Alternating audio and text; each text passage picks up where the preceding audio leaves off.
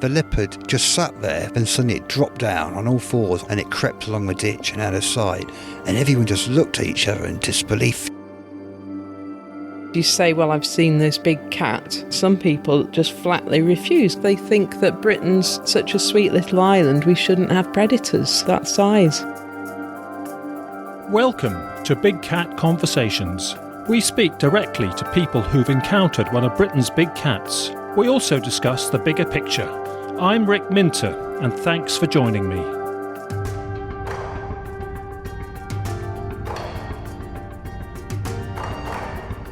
Hello everyone, and welcome to episode 25 of Big Cat Conversations. We have tweaked the episode as planned, so this time we have Wendy from Cornwall as our main guest, and our guest from Somerset will feature in the following show. But this time we also have an extended interlude because we are going to catch up with Frank Tunbridge, both for our Word of the Week and to hear about two recent reports Frank received here in Gloucestershire, where I'm based. These are 2 out of 5 credible reports which have come in through the network of active people in Gloucestershire in late May 2020. And I know there have been interesting reports elsewhere in the country too.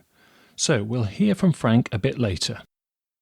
We're going to hear from Wendy Winstanley from Cornwall about her experience in taking big cat reports in the recent past and working at zoos and wildlife sanctuaries and working with big cats and seeing people's interaction with big cats at zoos. So, Wendy, thank you very much for joining us.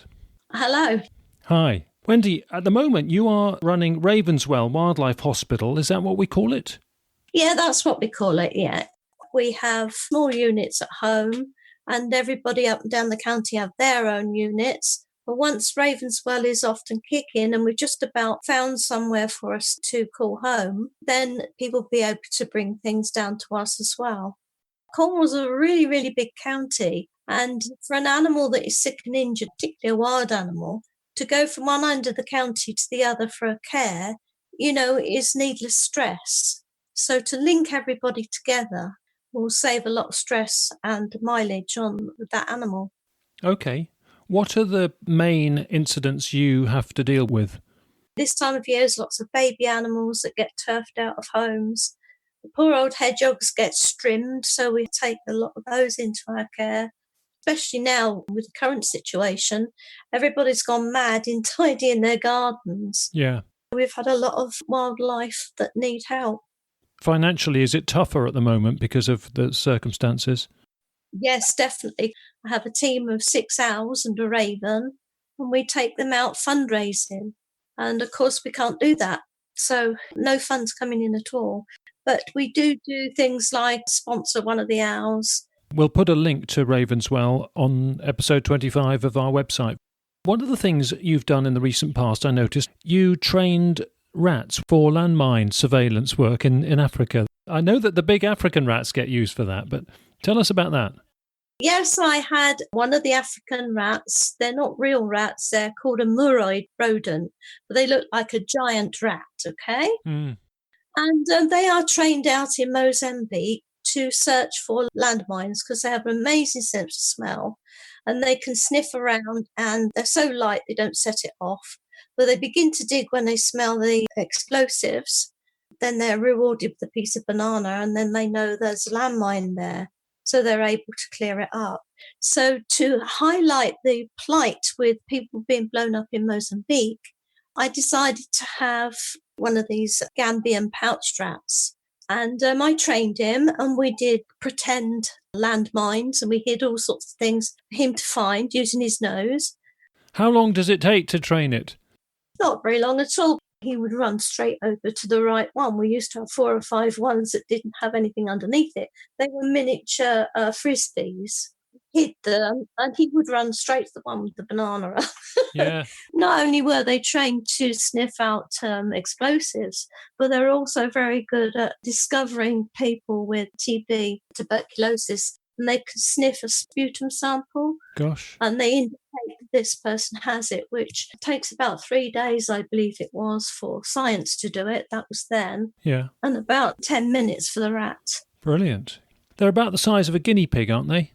About that, a bit sort of more elongated and a very long tail. Excellent, yeah. It was great fun. Well, can you tell us about some of your experience with big cats? I mean, you've worked at Port Fell Wildlife Sanctuary and you've worked at Newquay Zoo as well. I presume it's only the zoo that's had big cats, is that right?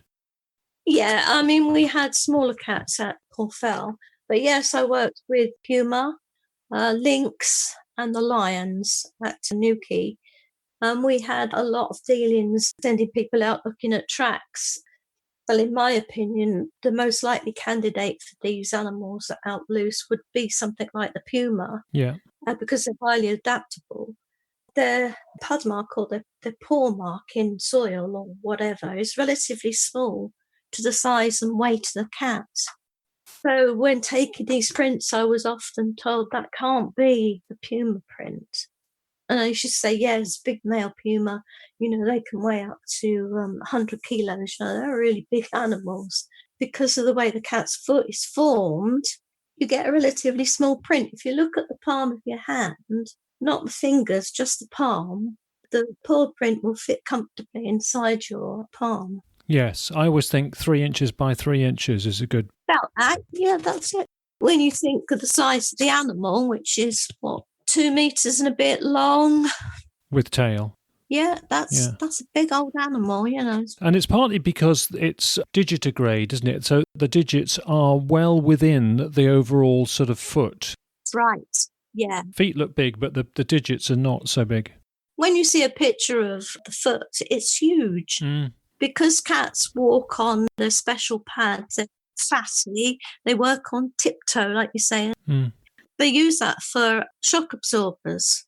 So that's all neatly tucked in, we know, with their claws that are retractable inside this big soft pad.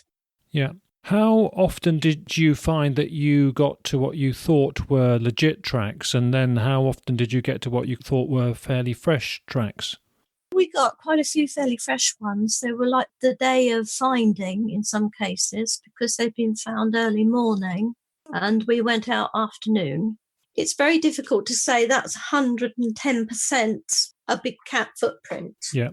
You have to look at how the animal lives and where it's likely to live and the way it moves and the things it does.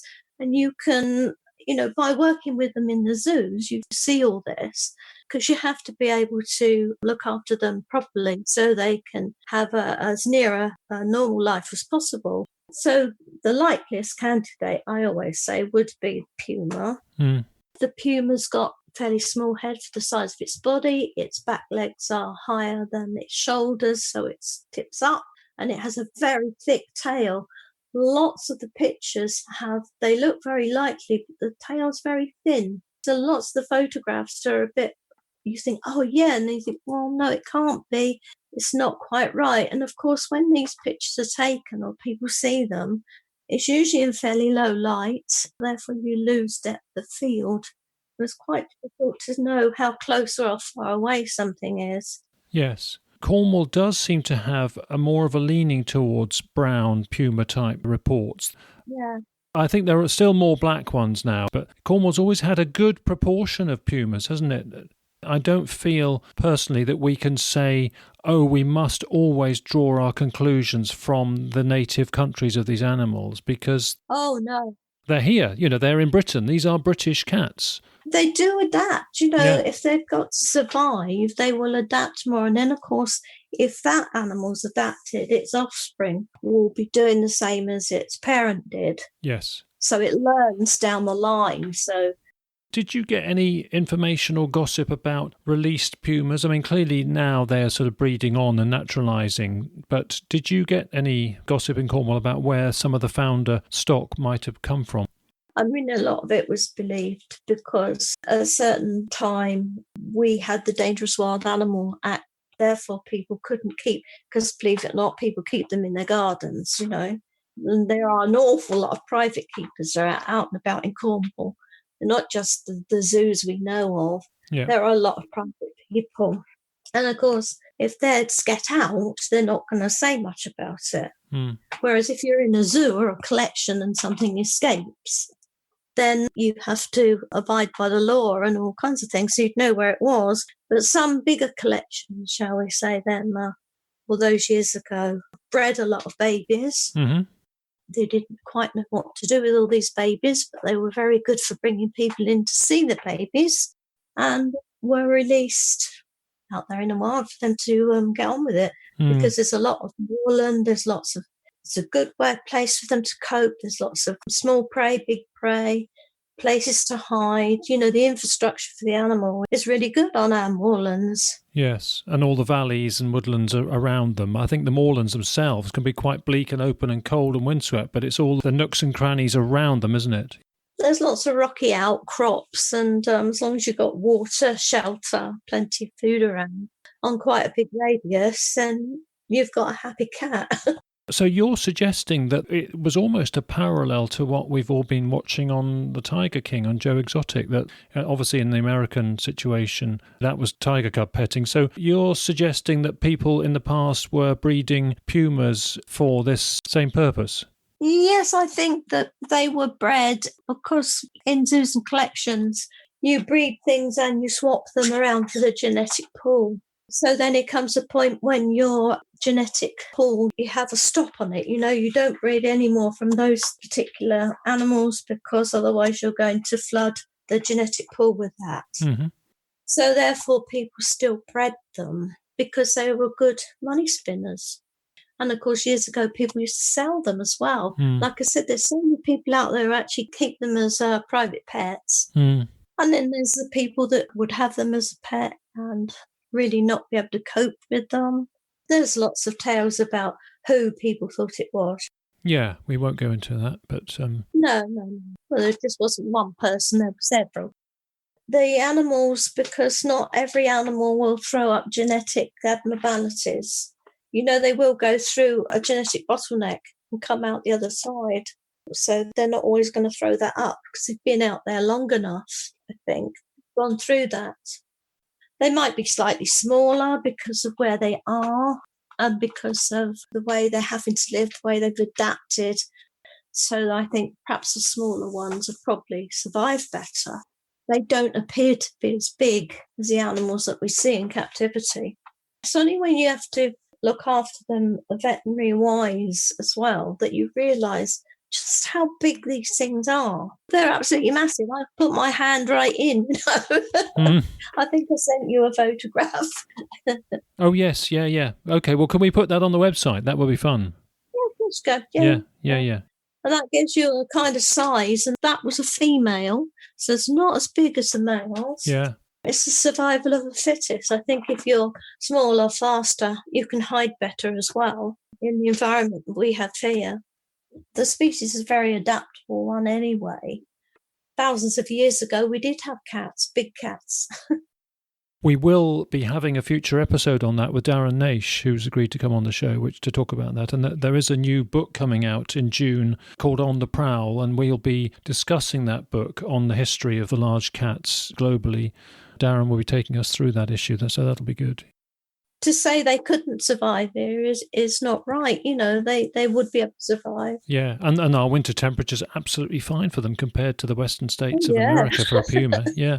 You think of the puma, you get snow and... Yeah, they're bringing up kits in minus 20 degrees, aren't they, in western states?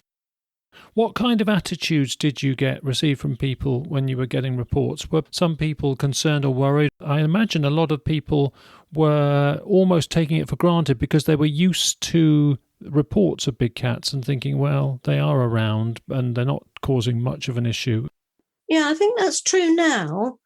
A few years ago, when we were doing it, there were people that were worried that it would come down and get the children.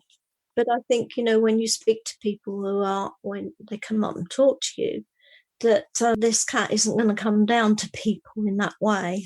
They're too frightened, really. Yeah. They keep themselves out of the way. Otherwise, we'd be seeing them all the time, wouldn't we? Exactly, yeah. But the quarry operators were not worried, were they? And the quarry operators were almost taking it for granted. Is that right? Yeah, they were really interested. They really thought, they really wanted it on theirs, A matter of pride or something, yeah, or a talking point. It's in our quarry. No, I didn't find anybody who was worried about it then. They were just really interested. And I think everybody really wants it to be proven or not proven. Yes. but not create an invasion and not create a lot of fuss. Because if they are out there and everybody proves it, I hope they don't say anything, because we'll have people rushing around trying to get them, because that's human nature, isn't it? Yeah. It seems to be human nature to want to protect a lot of them as well, actually. Yeah, I know, yeah. It's just good that it's an enigma. And I think that if you do get presented with, it's no doubt, it's definitely this. I mean, the last thing you do would go and speak to people on the TV and say, yes, we found it, look, there's this. You just spread it about the people that are interested, wouldn't you? Well, I think that's why in Devon and Cornwall, if a visitor, a tourist or a visitor sees one, they very quickly blab to the press about it, whereas local people are much more cautious, aren't they? And I think if you had a lot of press come rushing down because they've seen it, because a visitor had said so, I think you get the Cornish people who are around saying, no, there's no such thing. What about your experience in people's associations with cats, watching them at zoos? This sort of deeper link that some people have and this sort of connectivity with cats. What's your observations on that as working at zoos? Oh, you get quite a few. Lots of people come in and instead of just looking at, oh yeah, that's a cat, whatever, they will stand there for quite some time, really sort of connect with the animal. And they'll talk to you about it. They'll ask you, what does it do in the wild? Where does it sleep? And they really relate to the animal. Some people are just looking at it as a novel thing because it's at the zoo. And then you get other people that go, oh, no, it smells. Oh, God, doesn't it smell awful? And they go off quickly, and you think, what? They completely miss what they're looking at. You look into the eyes of these creatures, there's this amazing connection. Was there any kind of trend in the people who had this deeper connection? Was it just because they were prepared to spend longer picking up the vibes of the animal, or do you think they were predisposed to have a more closer shamanic or deeper link? No, I think most people that come and have that kind of experience, it's really a sudden thing with them. They see this creature, they connect with this creature. They feel its energy, its presence, then maybe they'll come back again. But it's not always they've come, oh, I want to see a cat because I think that's my spirit animal or something like that. And you'll see them when they've made that connection. They'll come every week because they want to be with this animal as closely as they can. Very often you'll find that the animal will come over to them. The cat will begin to recognise them and come right over and sort of sit by the fence or near enough to where they are rather than just doing their usual thing. Is that because the cat is sensing the calmness and the lack of threat and likes those vibes, do you think? Yes, definitely. It's like the person who's looking at the cat, same thing, is not frightened, especially if it, in the lions, they suddenly decide to do their sort of raw thing and the mouth opens. It's not, oh my God, it's, they kind of watch it. They pick up each other's vibes. So you've got that connection. The cat's very at ease, and then the person is as well. Like you say, very calm. They want to connect with this other being. They feel its energy, and I think it works both ways as well. Yeah. And do you think some of the larger cats have that impression, make that impression on people more than other kinds of animals, or does it just depend on the personality of the visitor and the personality of the individual and what link they make to a different animal? It's not just cats. You get a lot of people who have this thing with cats. You get a lot of people who have them with the deer or with, the smaller animals, just because that's what they find. That energy at the moment is what they're connecting to. Cats are very enigmatic. They have this way of looking straight through you. Yes. And I think even if I've met a couple of wild ones when I was out in Colombia. Oh, yeah. And they don't, like you say, they kind of melt. You have this imagination when you don't know that this thing's suddenly see you, going to roar at you and spring at you and all the rest of it. They kind of just turn and gaze at you and then melt away, They don't run away, they just disappear. And provided they're not doing anything stupid, rushing around or anything, you just stand for a minute, they'll just walk away. They want to avoid a confrontation. Yeah, they just look at you. I think they can pick up things. So you encountered what, puma and jaguar, did you? It was jaguar, yeah. Well, the puma I was out in quite a remote area of Colombia. I was actually doing translocation of the sloth. So we met all the other kind of animals as well. Well, the farm that I was on, bearing in mind their houses are like a straw roof that goes almost to the floor with a wall inside, but you don't get sealed walls or doors or anything because it's too hot. And the puma was living on the outskirts. The guy who owned the property, he was very into his wildlife. He was letting us put different things in there. He was quite glad that the puma was there because it would take off any of the weakly ones. Okay. So it was kind of like you can have that. Yes. Because that's a natural way of life. You know, a weaker or an older animal is picked off. What, livestock? Sheep? Yeah, cows. Yeah, but smaller ones, surely. Yeah, they're not great big things like we are. Yeah. Ranchers I've met in the western states of America a couple of times were saying, if you've got a tom on your land, on your property, that you know its behaviour and you know it's reasonably consistent and isn't causing too much hassle, don't dispatch it and don't lose it. It's the devil you know, and it will be replaced by others, and they might be far worse in their behaviour than your resident one. Oh, exactly. He was quite happy to have them there. They didn't come down to the house. They didn't need to. Yeah. You know, there was plenty for them sort of around the area. You knew where things were. I mean, it's like a friend of mine's got a farm and she's got foxes, but she feeds the foxes. So it leaves the chickens alone, you know. It's kind of a natural way of things, isn't it? Forming a relationship and getting the animal on the terms that's suitable for both parties. Yeah, I mean, now we fix everything off, and if one thing goes, there's, hell up, but it doesn't work on the moor like that, does it? The same thing happens on the moorlands. You get the weak ones and the old ones. Yeah. So you had an encounter with a jaguar in Colombia? We were on their mules, and we were going through it, and light was dropping. And he said, don't worry, we have a gun. He said, and that's for the jaguar, if anything happens. I said, is jaguar more likely to come for us than the puma would be, And he said, because with the jaguar, he said there is no, it kind of just gets what it has to. It's a kind of thing that you're in its way and it will clear you out of its way. More than I need to feed, I'm going to conserve my energy. So we were going down the tracks on the mule and the light was falling. You could hear things, the rustling of animals and stuff. And the guy who was beside me, he put his hand on the bridle and he said, in Spanish, keep still, and pointed. And just the other side, because it's jungle, of sort of stands were, I could see it going down sort of parallel to us. So we turned the horses and went left instead of going straight on. And it carried on walking. So, yeah, it was amazing. Did the mules pick up on it?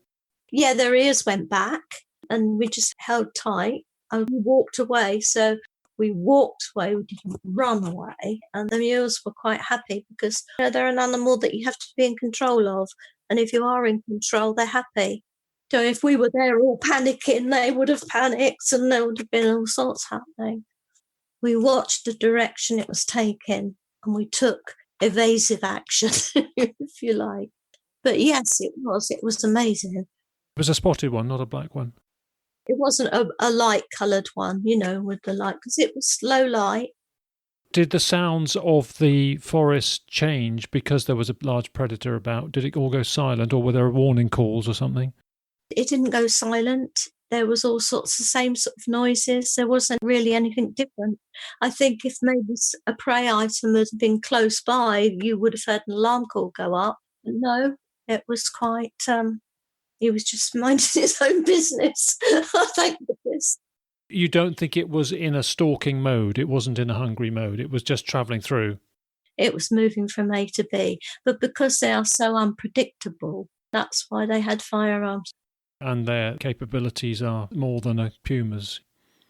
In terms of the ones that you've ever helped in captivity in a zoo or whatever, if you'd have released any of those, how do you think they would have fared the first few days out in the wild? Do you think they would have come back for food at regular times or certain times before they went completely feral?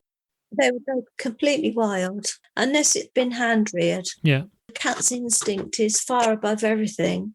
It would have get out there and it would have run off and it would have, what, now what?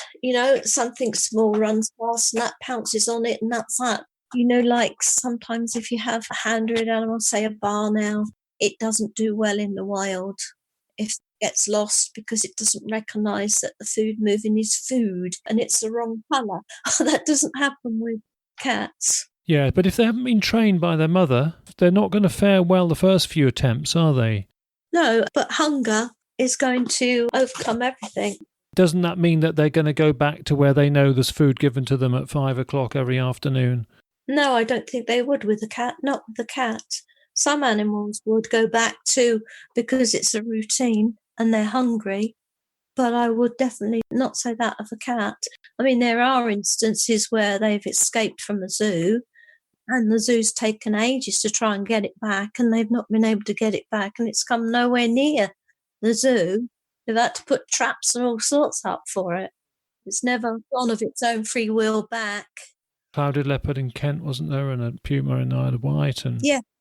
What about, though, the allegations that there have been ones almost let out on a cat flap basis by various people, and these are pumas in particular? And I can think Gloucestershire, this has been alleged, and it's been alleged in southern Devon, that pumas were going out and coming back because almost like letting the domestic cat out and it would come back for food. Well, if that did happen, I'm not saying it didn't or couldn't, but if it did, it's highly likely that the cat has been hand-reared. So it's used to, right from its eyes opening, then it's used to doing these things, going out a cat flap, being fed at a certain time. Whereas even if it's born in captivity, it's still reared by its mother and moves on to another zoo. And when you have them in zoos, you have to be very sure that you don't interact with them so that they are wild, so that they will breed successfully. If you treat it like a pussycat, it's not going to breed. It want to breed with you, not the other cat. Therefore, you're not going to have a very successful breeding program. So if they are in zoos and things, then they're going to go off. They're going to be as wild as they can. If they had been released to go out walkies for part of the day to come back to be fed at times, what if they do predate something, picking on the local rabbits? They're suddenly then going to get the hang of that and feel that's probably a nice life and suddenly become wild. I mean, how could the person predict this cat would come back for its bowl of whatever and not take the neighbour's poodle? Yes, I agree. I think that there's that doubt in my mind about those suggestions. I think certainly they were let out as young animals because there was nowhere for the young animal to go anymore. They were let out. At the end of the day, you've got to have a boy and a girl, haven't you? Sure. What do you just think generally about big cats out in the wild in Britain and possibly naturalising? Have you got any strong view either way about that? If we're putting some things back, then if there are these things out there, then why shouldn't we coexist with them if we can coexist with others? And you think we can? If they're left well enough alone, you know?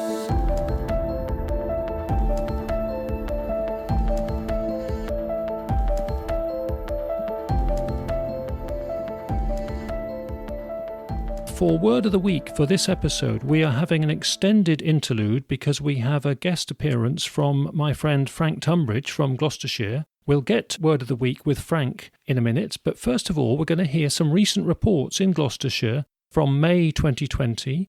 So, Frank, welcome back to the show. You were last on episode 4, talking about all kinds of past experiences from your big cat investigations in Gloucestershire. Nice to have you back for episode 25. Well, thank you for inviting me back. Great. Well, Frank, can we hear about this report from the 3 sisters that were out walking in a residential part of Gloucester in mid-May, please? The actual sighting of this animal was seen on the 14th of the 5th of this year. There were 3 sisters, and the one that reported to me, she was a veterinary student, and so they were out for their exercise, and they're walking in this area. It's a very busy residential area on the outskirts of Gloucester and large housing estates nearby. There is a medium-sized fishing lake. As I said, these 3 ladies were walking out, and the way they described it was that suddenly there appeared a big, large black animal, which they first thought was a German Shepherd dog. But on the second glance, they looked at it and realised it wasn't a dog at all. They could see the long, thick tail, slightly curled at the end, long in the body, with a round head. She described it, believe it or not, in a funny term, saying it's had a Mickey Mouse type of head. In other words, she was saying it had quite a roundish sort of head, but it had smallish ears. She was quite gobsmacked and shocked by this, of course, and they watched it at a distance of about 70 yards.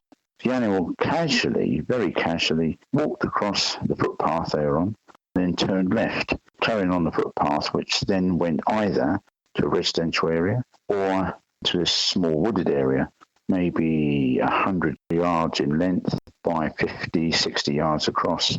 But it was quite dense at the time because you've got cow parsley at the moment growing in abundance, which is like waist high. There's quite a few trees there as well dotted around.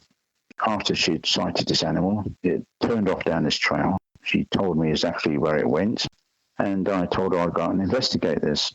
I went up to investigate where it went, and I was quite surprised how busy the area was, actually. You wouldn't expect a large cat that size to be able to conceal itself, but as we know, due to urban leopards in India, how stealthy and silent they are, and can slip away and almost live amongst mankind. Anyway, I walked around the area trying to find some evidence. I took a camera with me, a trail camera, trying to find a place which would be safe to put it up if I did find any evidence. And I walked around the trail where she said the animal went, trying to sort of think where it would go. Of course, you have to sort of try to think like the animal does. At that time of day, especially because it's quite busy, I think it turned back along this footpath because it had been disturbed. I carried on down and I looked up and down for clues, and suddenly I found a track which was going across one side of this small wood, and it came out the other side. As I said, it's only like 60 yards across. First of all, I thought it could have been obviously a human track where people just took a shortcut, but of course people walk in straight lines unless there's any obstacles. But this trail was very sinuous, winding its way round, and also it hadn't broken the tops of the cow parsley. I looked closer at it without disturbing it, and I found impressions, a stride length, going across it. And I don't think it was deer, although there's deer up there. I don't think a deer crossed this. It's quite fresh, this track was, and I think it was quite well used. It was heading towards a fishing lake where most probably, and we've found this in the past, due to this very hot weather, all the animals' natural water sources like streams, small ponds, etc., get dried up, and they tend to come into towns looking for new water sources. And this is what it must be doing. But ironically, I had an email from a lady after this report went into local press, went on to Gloucester Live on the internet, that she had seen one a year before, to the same month, May, in exactly the same place where she saw it near the fishing lakes.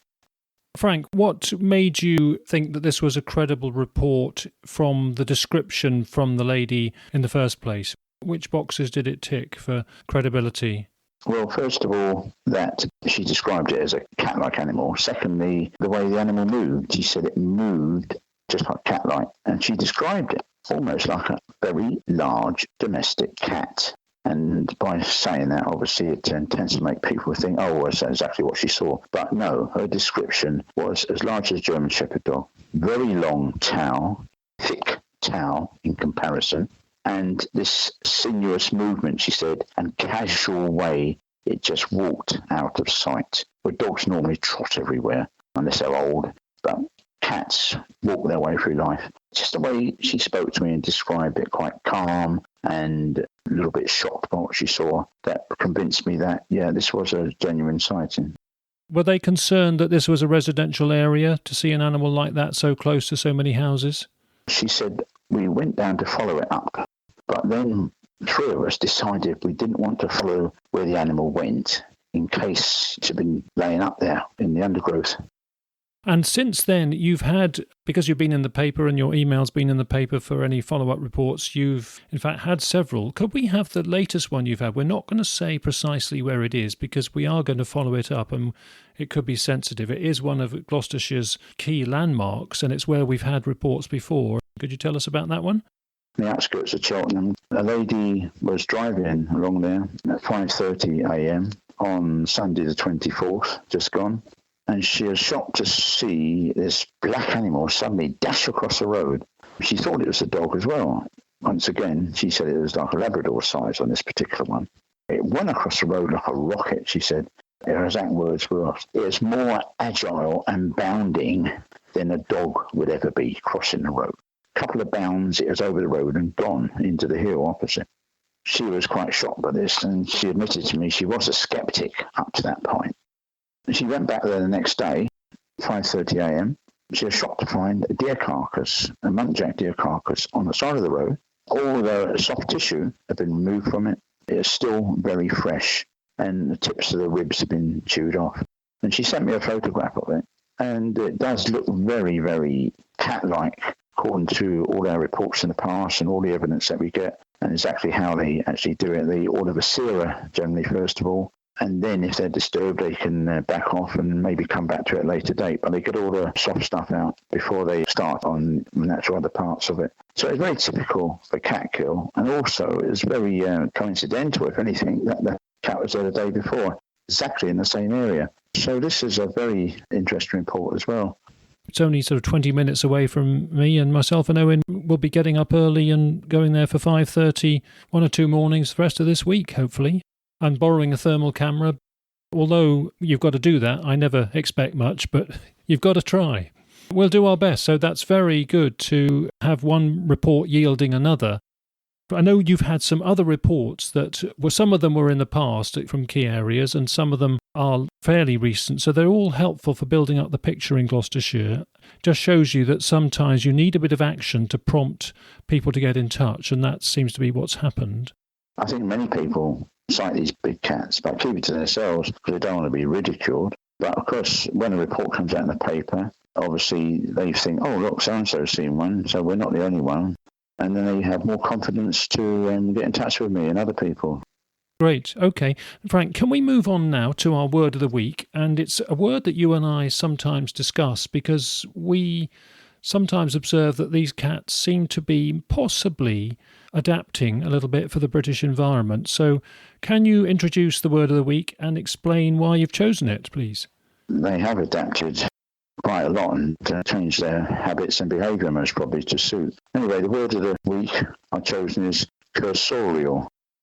Cursorial, which means adapted to run. Animals that got adaptations to run, i.e. longer limbs, flexible spines, etc. It covers carnivores as well as herbivores. So amongst those, the herbivores, you've got the deer, you've got the antelopes, and you've got horses, zebras, etc. And of course, among the carnivores, you've got wolves, cheetahs. Basically, the way to look at it is it's any animal that can move very quickly, either over a short distance or an animal that is adapted to running a long distance endurance, like a wolf when it runs down its prey. But both the limbs and the spine are adapted to make this animal a cursorial animal. It's interesting to distinguish something like a leopard from a cheetah, because a cheetah is a genuine running cat with more endurance than a leopard because it pursues its prey and follows it in the open landscape and trips its prey up, whereas a leopard is much more of a traditional ambush predator running in short explosive bursts without the stamina of something like a cheetah. Leopards still come under the cursorial title. And a lot of it is the actual ratio of the length of spine to the actual length of the leg as well. But not all animals, because they have long legs, are cursorial animals, you see. For instance, the serval has got very, very long legs, but it spends most of its time in the high grass, in the savanna, and it needs those long legs to leap up, and so it can see its prey, you see. So it's not really a cursorial animal in some respects, because it does use it to the extent of running. Yeah, it's a very interesting title, it's cursorial. The main thing to look at is if the animal can run fast over a long distance, or the animal that can run fast in very short bursts, and it's a long-legged and flexible spine, which makes it a cursorial animal. Yes, great. Thank you. And we can only hope that in years to come, we may be able to have serious debate about adaptations that may be observed with some confidence in cats in Britain in scientific circles. That may happen during our lifetimes, it may not, but we'll do our best to prompt it. Frank, we're now about to return to our main guest for the show, who is Wendy from Cornwall. And we're about to start a conversation about the deeper connections that people have with animals, including cats, that she's observed in zoos and she's observed through her work as a shamanic drummer. Have you got thoughts on deeper connections with animals that some people have, how it happens and what it achieves? I think you either got this connection or you haven't, and you know you have it yourself. And animals know that you have it. And instantly, it's almost like, how can I say, a love affair between you and the animal, because you both feel the same sort of bond between you. It's just natural. You know that the animal picks the vibes up, as they say, and there's this rapport between the two of you. A lot of native peoples have this anyway. And I think a lot of us mostly have got it, but a lot of it is lost. A lot of our instincts have been lost because we don't practice them. And because we're enclosed in this bubble nowadays with electronics and everything, we've turned away from nature in many respects. It's just as easy to look at it on television, on the internet, etc., rather than go out. There's no substitute for personal observation of animals. Even if you don't see anything, to go out, sit there in the wild, and you feel the natural world around you. And you just have to sit quietly and conceal yourself. Before long, you get the animals coming out. Movement is the thing that gives yourself away. And even if you do, the animal does come out. It senses whether you are a friend or foe. If you're obviously a threat to them, they just move off. And this is why I think many people go looking for wildlife and don't have much success in finding it. You've got to actually think like the animal. Most wild animals, they're very difficult to see in the wild, especially deer, large deer like fallow. They blend in so well with the background.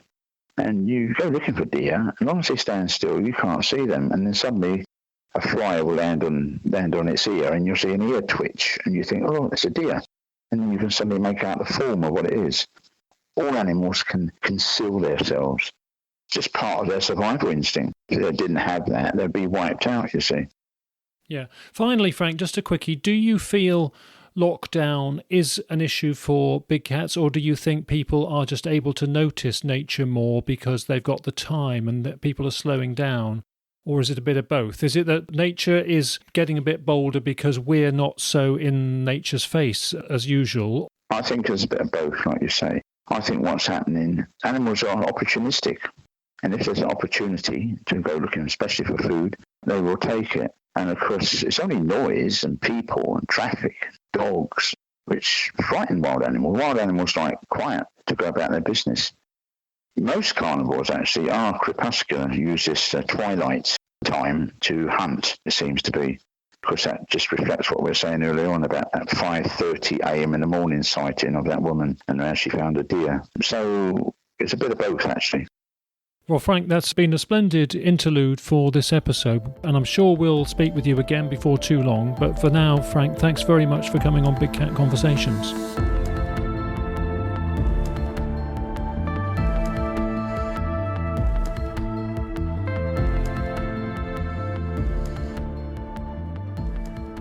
What do you think about big cats and spirit animals? Oh, people have big cats as spirit animals. If you look at the way the animal lives, because animals were our first teachers. Mm-hmm. If you want to go right the way back to when we weren't doing much at all, we were just being. Yeah. We learnt from them by, say, why is that bush's berries always got berries on? None of the animals eat that. Well, probably because it's poisonous and kill you if you eat it. You know, that's a simple thing. So trying to get back to a more natural way of being, you know, shamanism is being part of the land, part of connecting to everything. And so the animal can teach us something. So when you have a spirit animal, an animal guide, a power animal, whatever you want to call them, that animal can teach you for its way of life. Looking at the cats, the way it moves, its stealth. We were talking about how that cat walks across the road. It doesn't shoot across the road like an ordinary cat will. And that's because it conserves the energy it needs. So if you're looking at a cat as your power animal, you're looking at think before you jump into something. And when you do, you go for it and you're not going to miss. Have the courage to get out there and get there, walk quietly, walk softly, think about things. So your cat can teach you an awful lot. And that's why when they come to the zoo and they have that connection with, they'll watch its behaviour. And like I said, that will come over to them. If you look at, say, somebody has an owl sees in 2 different levels. It sees, on our level, it sees the outside of its eyes like ours, the middle of the eyes is telescopic, so 2 kinds of sight. So then you look higher again and you look through the higher self, so a second sight, a third eye, a different dimension. The way the animals act can teach us so much, that kind of connection, because they're out there surviving and they've been out there before us and they're still here. Owls are 6 million years old and we're not even 1 million years old or so, we think. And those guys are still there because of the way they can teach us so much. Yeah. And you get lots of people come to the zoo because they've got a lion as a power animal. You'll find too that some of the people that actually have seen these things are more nature orientated. We're talking about the quarry workers. They're out there really early in the morning and they can tell you all sorts about the land. My son works on the farm and he can tell me that deer walk through our village down the street. And nobody would believe that because it's the village. But they do because he's out there at that time, They're more disposed to thinking that way. And I think, with the shamans, it's giving you that kind of connection with a different order of life. The way the puma lives and acts is completely different to the way a lynx lives and acts. So if you had a lynx, it would be linking you to a whole different type of energy. The lynx has got these most enormous back powerful legs, and it jumps really high, but it's very good at hiding. Keeper of secrets, it's called, isn't it? It's very good at keeping that, hiding out of the way, using this huge spring and leap forward. They have confidence to move. Different lifestyle gives you that different key to what it can teach you. Like bear, then wintertime, you should take stock of things, plan. And that's probably a problem with a lot of modern living. We don't do that because we still have to work. We still have to do the same things in the winter as we do in the summer because we can, because we've got heating and electric lighting. So we burn ourselves out. Yes, we keep busy. Yeah, and because we can't go off and do nothing in the winter, so you need to make sure that you make provision in your life to take stock of things and to plan things and have a certain amount of your time to do that. Something that people discover, presumably. It's not, you can't contrive. You can't say, oh, I want to take an interest in pumas or I want to take an interest in bears or owls. People just discover it and evolve into it by observing them and picking up their vibes and watching their characteristics and thinking, that fits. I can learn something from those characteristics. That's sort of what you're saying, isn't it? Yes, it is. And it's like somebody that's never had an interest in much before. And they might come and say to me, I keep coming across herons. Never used to see them. I see them everywhere, and I don't even like them. So look at what it can teach you. Watch how graceful it is. Not just look at it as this funny bird that will do this, that and the other. And you pick up things that you can learn from it. I had a lady ask me, we did what we call journeying to find her spirit animal. And it was fox. And I said, oh, you've got a beautiful fox as your guide. She said, oh, I don't want that. She said, I don't even like them. So I said, well, I'm afraid you haven't got any choice. I said, go home. Don't go and read on the internet what a fox power animal is. Go and read how foxes live, what they do, what they're like, they're family orientated, Just look at what they and see if you can find any correlation that might help you, or you might even begin to like it. And she came back to me about 2 weeks later and she said, "You're right, She said, there's so many things that I do that is fox-like. She said, "Yes, and I like them better now."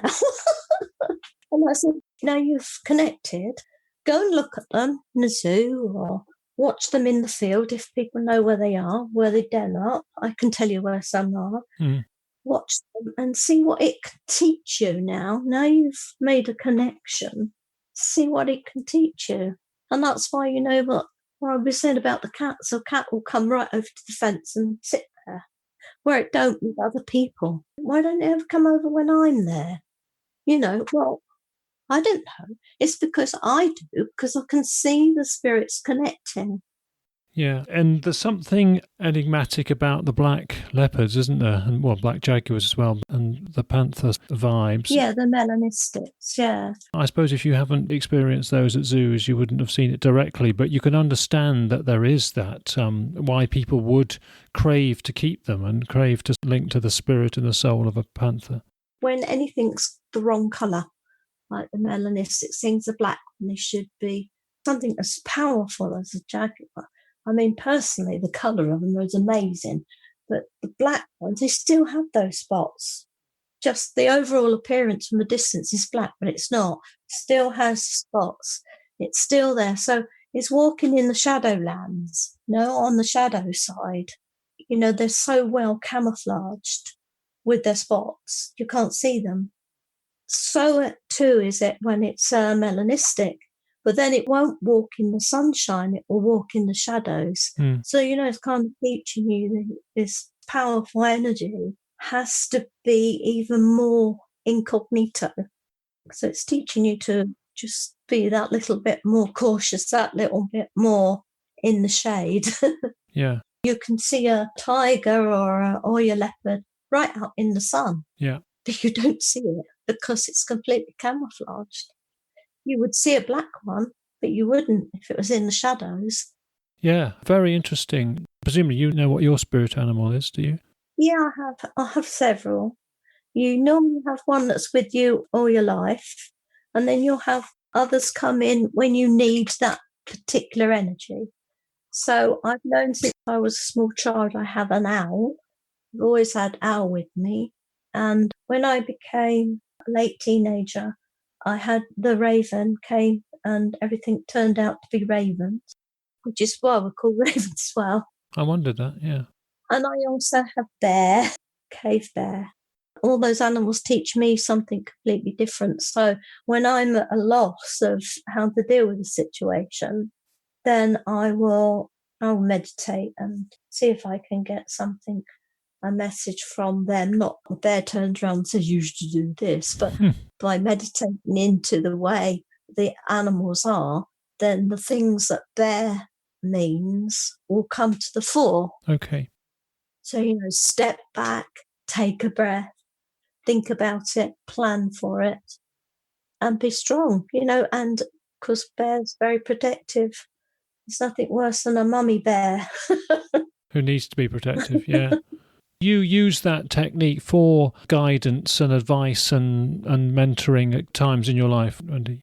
Yeah, I do. What I do I'm a drum maker. Oh, right, yeah. I'm a shamanic drum maker. So when we make the drums, we connect to the spirit of the animal that we use the skin for. It's usually deer, horse, reindeer, goat. When they're making that, they make that connection with that animal. Then when they do their journey and when they do their meditation, if you like, the animal lives again. And we always say, join the herd and run again. Yeah, you're literally using their vibrations, aren't you? That's right, yeah. That connects with your heart and to the heartbeat of the mother, as we call our earth. So that makes the connection. Do you do this with some people and they simply just cannot get it? Or do you think most people can get it if they have the patience to listen and try to understand what you're trying to communicate? Or do some people just feel, no, this is too... It depends on if I'm talking to people who don't know anything about it, you get a different reaction.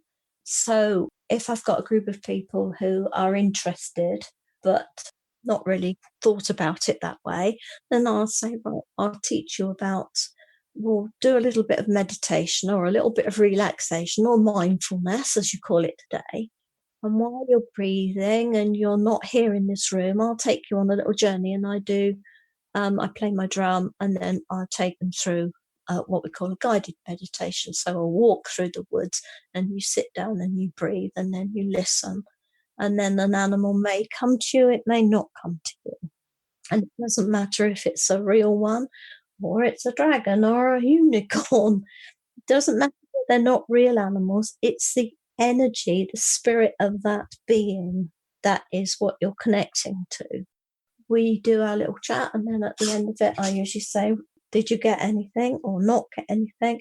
If you didn't get anything, then hang on, because I will talk to you. So I usually tell them what their little animal means that they've got on with.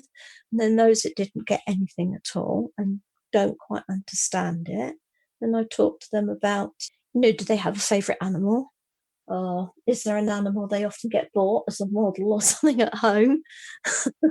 Can go that way. Or I have some cards with animals on, as it's your intuition that picks a card.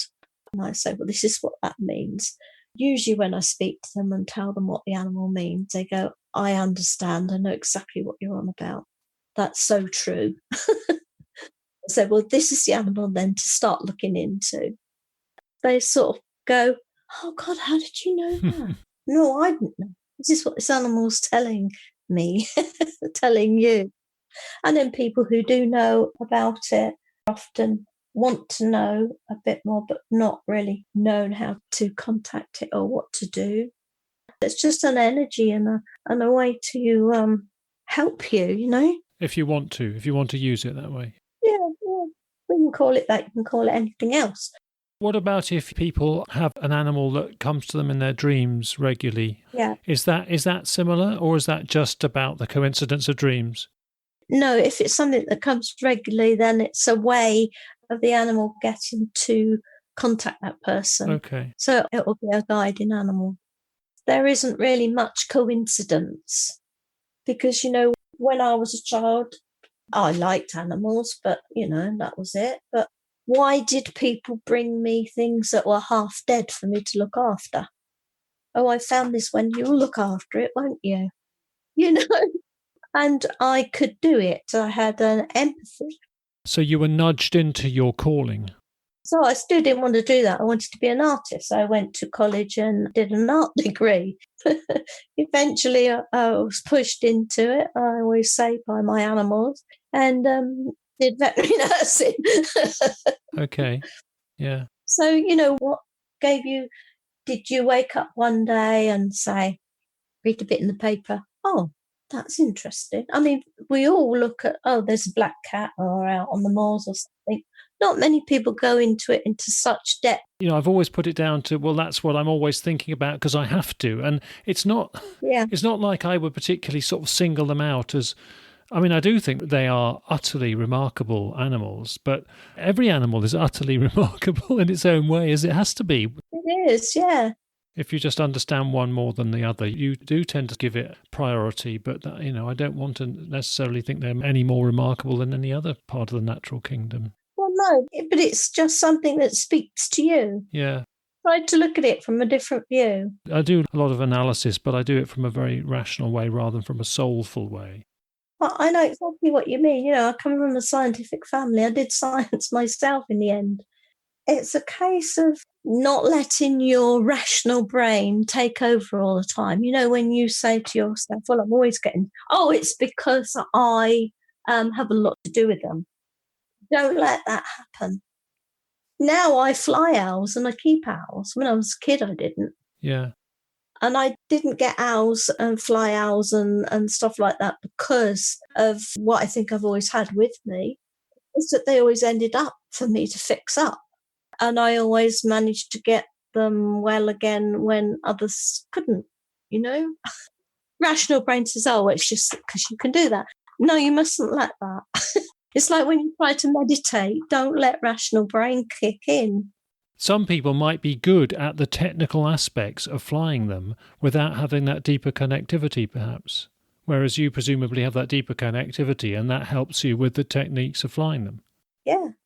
You're reminding me now, Wendy, that a lot of the reports I've had are because I do a stand and take reports at rural shows and people come to me and I find most of them credible. And on one particular day, I've forgotten which one it was somewhere, I had one person in the morning and one person in the afternoon come to me with the identical type of report. And I'd never had this type before. And they both said they were flying a Harris Hawk, and that it dispatched a rabbit on landing, and the rabbit, it didn't get it right, and the rabbit let out a distress call. Yeah. And within a few minutes, as they were sort of recovering the hawk and putting it away with them, they saw on the edges of the area, in the scrub, looking at them, a black panther. And there was two people. The guy in the afternoon, when he was sort of halfway through the story, I thought, I know what you're going to say. A bloke said the same thing in a different geographical area in the morning. It was remarkable on the same day. And it's totally credible, isn't it, that the distressed rabbit call had drawn in a nearby black leopard and it was eyeing up the situation and then decided, well, you know, the rabbit's not there. It's something else has taken it. But it was still watching the scene. I haven't got a chance for it, yeah. You can't say that would happen often. How many people go out hawking and that happens? Yeah. You might go out and say, I was out, I'm going to shoot some rabbits and I saw. And then the other person says, you know, oh, I was flying my hawk. But both saying the same thing. That's definite confirmation. Relatively similar one, which is remarkable. That Cleve Hill is the highest point of the Cotswolds. You can see it from Cheltenham Racecourse and big wild part of the Cotswolds. And you get kite flyers there. And this guy said he was the last one down on a balmy summer evening and he had his kite on a long string. And he said when he landed it, out from the gorse came a panther to go at it. And then started smelling it, sniffing it and investigating it and realising it was inanimate and nothing to prey upon. And he phoned his girlfriend in a state of shock. Some types of reports, you know, you have plenty of them. I've had several builders on roofs looking out into the open countryside and then seeing the sheep being worried and then seeing because they've got a vantage point or people, you know, seeing them cross the road or whatever. But the kite flyer one and the Harris Hawks one, you give them credibility because of the detail and because they're ones you couldn't easily make up and invent. Oh, no. Right, Wendy, we'd probably better leave it there. It's getting late. Thank you for all those different perspectives, from the zoo perspective and the tracking perspective and the spirit animal perspective. Really grateful for you taking us through all those points, and thank you very much for coming on Big Cat Conversations. And thank you, and you're most welcome. Okay, straight away after my conversation with Wendy, I want to clarify the point about possible wandering cats let out on a temporary basis and expected to return home later. Now, people have reported some of these cats wearing a collar and looking quite confident rather than lost and bewildered. So that does beg the question about whether they are more like pets allowed out for a while, raised by owners from very young, and perhaps declawed. Anyway, it's yet one more thing to speculate on as we range over this complex subject. Now, amongst the links on the website for this episode, we have put the trailer of a splendid recent documentary on a black leopard in Kabini Reserve in India. It's called Hiding in the Shadows, The Real Black Panther. It's a National Geographic documentary, and it compares the behaviour of a black leopard sticking more to the shadows in order to stay under cover and less noticed than even a normal stealthy spotted leopard. And of course that's very much what Wendy was describing earlier in this episode when she was talking about black leopards sticking to the shade and the shadows. And all the background information on the documentary really emphasises how long the film crew spent trying to find the young black leopard, who they called Saya, even with the help of the guards and rangers in that reserve, and those people are on the ground and experienced in spotting and tracking the wildlife all the time. So, Hiding in the Shadows, the real Black Panther, is well worth looking out for on National Geographic, and you can Google that title just to get the trailer. And in the media at present, there are yet more stories about the commotion over wandering savannah cats and the reaction they create when they turn up in people's back gardens and parks and shock people who are not used to them or even aware of them. In fact, we've had Sharon Larkin from Cumbria booked to come on the show for a while now. She's an experienced investigator who I've known for a long time, and as well as hearing her encounters, we will get her feedback on the reality of owning an F2 savannah cat. We'll hear about its behaviour inside the house and when out and about with Sharon on walks on a lead. So, Cumbria panthers and savannah cats will be coming soon. Meanwhile, in our next episode, we'll be with Angela in Somerset. We'll hear of her several close encounters with large black cats, seemingly leopards, and we'll learn about how her dogs have learnt to sense a big cat when out for their walks. So Somerset, including the Blackdown Hills, coming next. As ever, thank you for listening in, and I hope everyone is coping with the concerns and frustrations of this pandemic situation. Hope you can join us next time, and bye for now.